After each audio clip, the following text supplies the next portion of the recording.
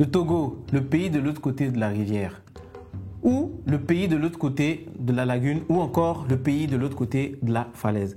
Le nom Togo viendrait du dialecte Iman, Togodo, pour dire l'autre côté de la rivière. Alors, comment de Togodo on est arrivé à Togo? Vous allez le découvrir dans un instant. Générique. Alors, le Togo se trouve dans le golfe du Bénin, entouré par le Ghana à l'ouest, le Bénin à l'est et le Burkina Faso au nord. Pour beaucoup, le nom Togo signifie la terre où se trouvent les lagunes.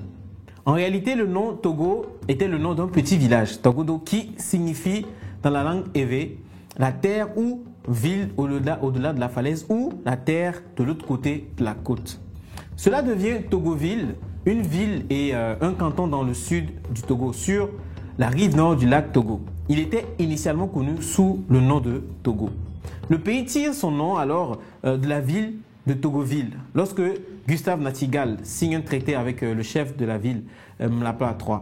À l'arrivée de l'explorateur allemand Nachtigal, le 4 juillet 1884, il devrait rencontrer le roi Mlapa III de Togoville qui habite à Baguida afin de signer le 5 juillet 1884 le traité de protectorat.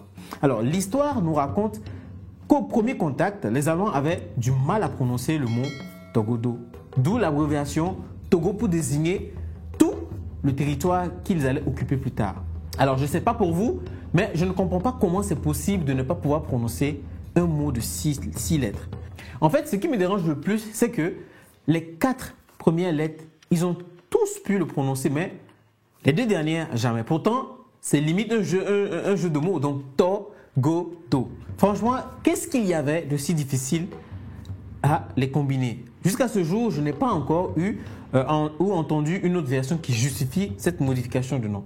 Mais après mes recherches, voici une autre explication. Alors, comme je vous le disais un peu plus haut, le pays tire son nom de la ville de Togoville lorsque Gustave Nachtigal signe un traité avec le chef de la ville, Mlapa III. Mais que cette ville tire aussi son nom d'un petit village Togodo. Donc, par déduction, le nom du pays a pour source le nom du petit village Togodo.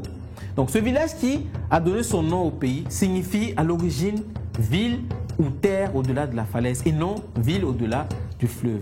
Il est en réalité situé au bord d'un lagon très peu profond. Donc, le nom est le lac Togo qui a eu pour effet de tromper beaucoup de gens sur l'origine du mot. Alors, je sais que certains ne seront peut-être pas d'accord. Alors, manifestez-vous en commentaire et donnez-nous votre version sur ce que vous savez de la vraie signification du nom Togodo.